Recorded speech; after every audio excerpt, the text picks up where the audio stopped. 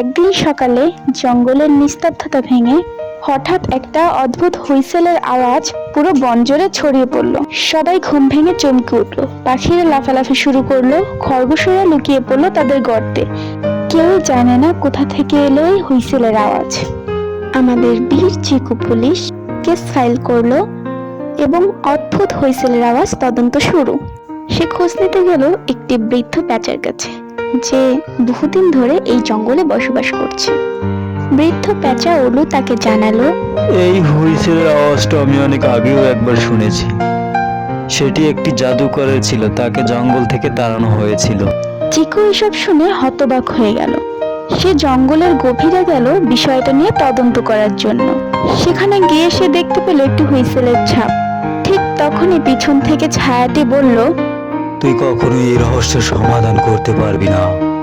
গাছটির উপরেই চিকুর বন্ধু সাপু ছিল। চিকু চিৎকার দিয়ে বলল, সাপু, ওকে ধর। তৎক্ষণাৎ সাপু গাছ থেকে লাফ দিয়ে পড়ে ছায়াটিকে ধরে ফেললো। পালাবি কোথায় বেটা, তোকে ধরে ফেলেছি। তারপর চিকু ছায়াটিকে ধরে জেলে নিয়ে গেল। জঙ্গলের সকলে মিলে চিকুকে বাহবা দিল। চিকু বলল, কেউ যদি বিপদে পড়ো আমাকে জানিও, আমি তোমাদের সাথেই আছি।